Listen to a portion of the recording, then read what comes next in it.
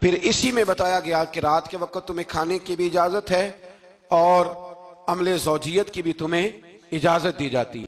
اسی طریقے سے پھر آگے اللہ تبارک و تعالیٰ نے حج کے مہینوں کے بارے میں علامتیں ارشاد فرمائیں اور مسائل حج کچھ آگے جا کے بیان کیا۔ اور ایک اور غلط رسم لوگ رسمیں بنا لیتے ہیں نا، ایک اور رسم تھی کہ یہودی اور عیسائی جب حج کرتے تھے نا احرام باندھ لیتے تھے، پھر دروازے سے گھر میں داخل نہیں ہوتے تھے، اوپر سے چھلانگ لگا کے کہ اب ہم پاک ہو گئے۔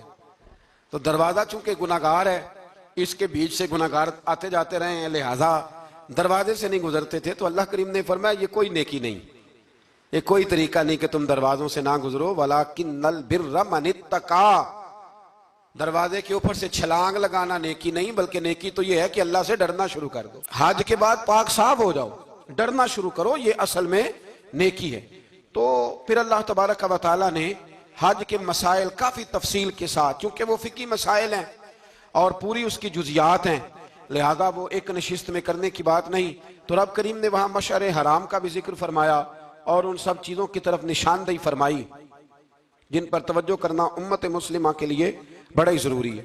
پھر آگے 8ویں رکوع تک یہ باتیں مختلف انداز میں چلتی رہیں۔ پھر 9ویں سے 10ویں رکوع میں ایک بات رب کریم نے یہ ارشاد فرمائی کہ میں نے کافروں کی نظر میں نا، جب انہوں نے میری نافرمانی کی ہے، میرے کلمہ نہیں پڑھا، میرے محبوب کو نہیں مانا، قرآن مجید کو نہیں مانا، تو فرمایا میں نے دنیا کی زندگی ان کے سامنے مزین کر دی۔ یہ بڑی سمجھنے والی بات۔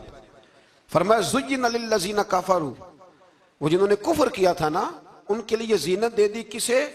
حیات الدنیا، دنیا کی زندگی کو اللہ نے نا ان کے لیے حسین کر دی، انہیں بڑے اچھے لگتے ہیں، یہ میری جائیداد ہے، یہ میرا باغ ہے، او میری حویلی ہے، یہ سارے میرے جناب بنگلے۔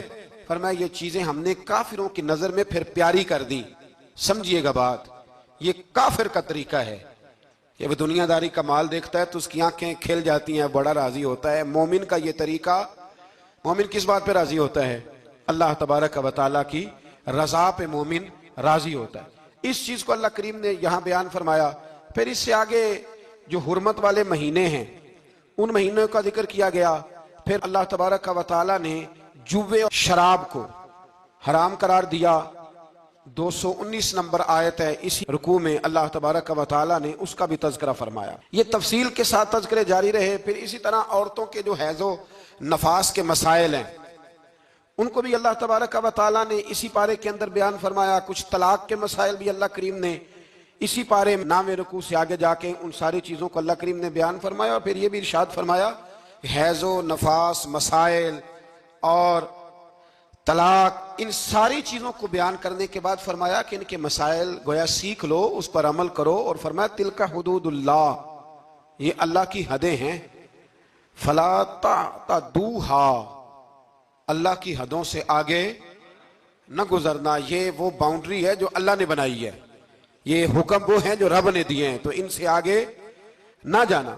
تو بالتفصیل ان ساری چیزوں کا یہاں بیان فرمایا گیا، اور وہ مسائل جو بڑی تیزی سے لوگ الجھا دیتے ہیں ان کا بھی اللہ کریم نے یہاں ذکر فرمایا۔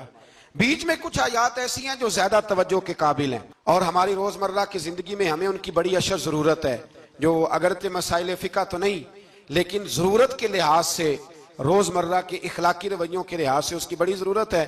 ان چند آیات کا بھی ہم نے انتخاب کیا، انشاءاللہ اس پر بھی کچھ بات کرتا ہوں۔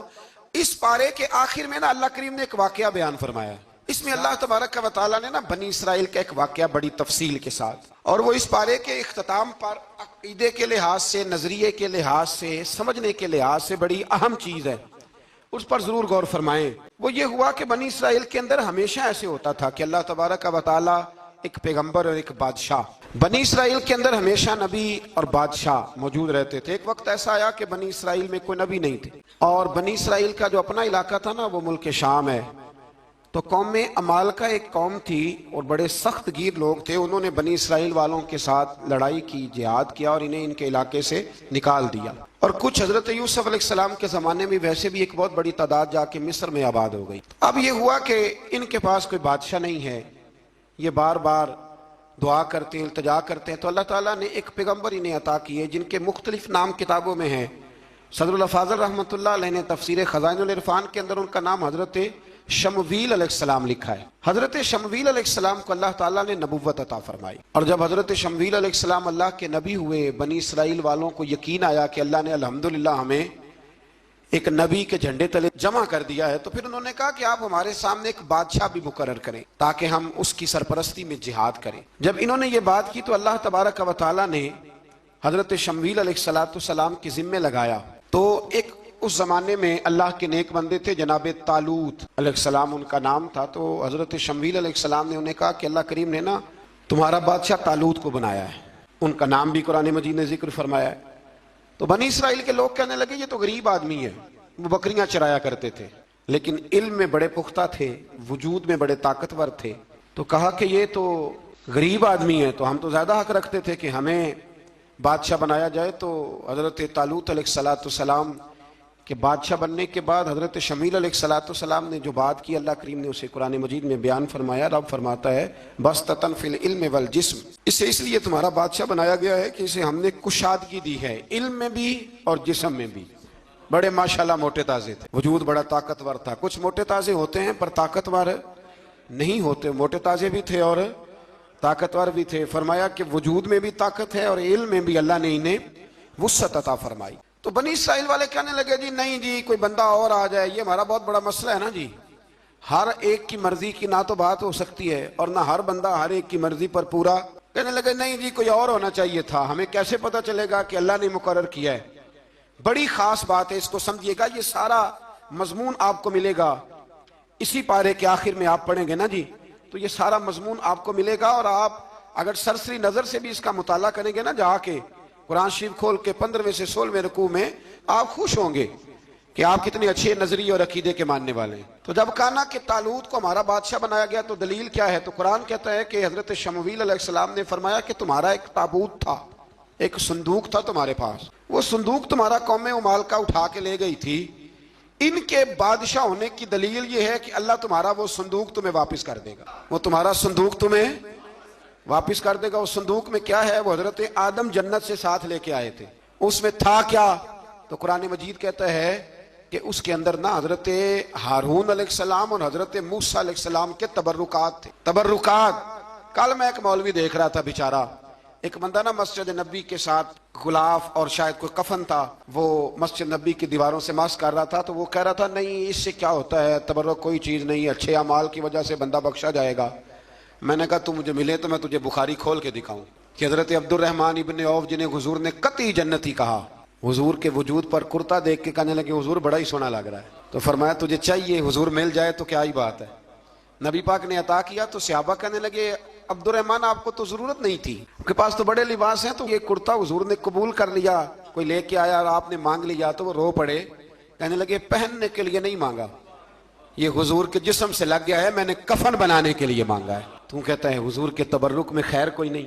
और आप यकीन करें उन लोगों पे हैरानगी है, हमने भी मरना है ना जी, बड़ी जल्दी कब्र में जाना है, वक्त का कुछ पता नहीं, लेकिन इतने अंधे होकर लोग चीजों को देखते हैं और इस तेजी के साथ गुमराही फैलाते हैं। मुझे बाकायदा किसी ने वीडियो भेजी और कहने लगा जी देखें कितनी अच्छी बात कर रहा है, लोगों को समझाएं। तो मैंने कहा नहीं इसको समझाने की जरूरत है। और मैंने उसको देखा है, वो जो लाल रुमाल वाला मैंने देखा है, वो ढूंढ ढूंढ के जाहिलों को पकड़ता है, तलाश करता है, और अगर कोई मिल जाए बात बताने वाला तो फिर वो खुद पकड़ा जाता है, और कई दफा पकड़ा गया तो निकल गया है। अल्लाह ताला हमें समझने की तौफीक दे, हम सियाने हो जाए तो ये दूर दूर तक नजर नहीं आएंगे इंशाअल्लाह। तो वो ताबूत आएगा, बनी इसराइल वालों से कहा ताबूत में क्या था सुन लो, और ये कुरान मजीद है। आज मेरी मानना ये 15वें से 16वां रुकू जरूर ही पढ़ना कि वो आखिर ताबूत में क्या था, खोलना जरा।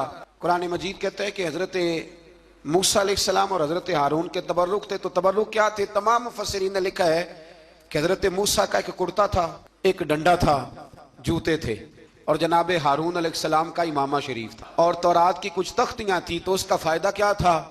उस ताबूत का फायदा यह था कि बनी इसराइल वाले जब अपने दुश्मनों से लड़ते थे, ताबूत सामने रख के दुआ मांगते थे, अल्लाह इन्हें कामयाबी अता कर देता था। तो कौम मालकों को भी पता चल गया कि संदूक में कुछ है जिसकी वजह से ये कामयाब हो जाते। वो संदूक उठा के ले गए। अब उनकी कमबख्ती ये, कम नसीबी ये कि उन्होंने जाके उसे रूढ़ी पे फेंक दिया। जब रूढ़ी पे फेंका तो उनके अंदर बीमारियां आ गई, वबाएं फूट पड़ी, मरने लगे, वजूद फूलने लगा। پھر ان کے دلوں میں بات آئی کہ یہ ہم نے اس صندوق کی بے ادبی کی ہے. صندوق میں کیا ہے؟ تبرکات. ہمیں کہتے ہیں جی نالین کا نقشہ کیوں لگایا ہے؟ تمہارے تو بزرگوں کا عقیدہ ہے سر پہ رکھنے کو مل جائے اگر نقش نالے پاک حضور تو پھر کہیں گے کہ ہاں تاجدار ہم بھی ہیں. تو کہا کہ اس کے اندر یہ تبرکات تھے. انہیں بھی سمجھ میں آئی تو انہوں نے نا بیل گاڑی منگائی اور وہ صندوق اٹھا کے اس کے اوپر رکھ دیا. اب کیا ہوا؟ قرآن کہتا ہے کہ فرشتوں نے نا اس صندوق کو وہاں سے اٹھایا. مفسرین نے لکھا اس کا معنی یہ بھی ہو سکتا ہے کہ اس بیل گاڑی کو ڈائریکشن پہ لگایا. ادھر سے حضرت شمویل علیہ السلام نے جناب طالوت کو بادشاہ بنا دیا اور ادھر سے وہ صندوق چل پڑا. کہا بھئی ہم ان کو کیسے بادشاہ مانے؟ تو فرمایا بادشاہ اس طرح مانو گے کہ تمہارا وہ صندوق آ جائے گا. اور قرآن کہتے ہیں اس صندوق میں تمہارے دلوں کا سکون ہے, اس میں تمہارے دلوں کا. اور بھائی ہماری تو کوشش ہوتی ہے بزرگوں سے کوئی چیز مل جائے, اللہ والوں کا کوئی تبرک ہمارے ہاتھ آ جائے. تو وہ صندوق آ گیا, یہ مان گئے. اب جہاد کرنے نکلے تو لڑنا تھا جالوت کی قوم کے ساتھ. وہ بڑا سخت آدمی تھا, 3 من سونا اس نے وجود میں پہنا ہوتا تھا. اس کی قوم سے لڑنا ہے, ٹوپی بڑی تگڑی پہنی ہوتی تھی لوہے کی. اب کون لڑے؟ ایک نوجوان تھے جن کا نام تھا داؤد علیہ السلام. وہ بھی بکریاں چرایا کرتے تھے. اور جن دنوں حضرت طالوت نکلے نا اپنی قوم کو لے کر جالوت کے خلاف لڑنے, تو حضرت داؤد بھی شامل ہو گئے. اللہ جب کسی کو نوازتا ہے نا تو پھر خاص ہی کرم نوازی کرتا ہے. مفسرین نے لکھا جب یہ جا رہے تھے نا, وہاں جا رہے تھے تو رستے میں انہیں 3 پتھر مل گئے. انہوں نے وہ تینوں پتھر اٹھا لیے. اس زمانے میں پتھر پھینکنے کے لیے چھوٹی چھوٹی لوگوں کے پاس چیزیں ہوا کرتی تھیں. اس کو کوپھن بھی لوگ کہتے تھے, منجنیق اس کو سامنے رکھ کے پھر بنائی گئی. تو آپ کے پاس بھی وہ آلہ تھا جس سے دشمن پر پتھر مارے جاتے تھے. تو آپ وہ مشین لے کر وہ آلہ لے کر وہاں پہنچے ہوئے تھے. 3 پتھر آپ کے پاس تھے. آپ فرماتے ہیں اس میں بڑا بیمار تھا, اتنا بیمار تھا کہ میرا رنگ پیلا ہو گیا. اب وہ جالوت کے سامنے کوئی نہیں جاتا تھا. تو جناب طالوت کہنے لگے کہ جو جالوت کو مارے گا نا, یعنی ان کے بادشاہ کو اس قوم کے, تو میں اسے اپنی آدھی سلطنت بھی دے دوں گا اور اپنی بیٹی کا نکاح بھی اس کے ساتھ کر دوں. دیکھیں اللہ نوازتا ہے تو کس انداز میں نوازتا ہے.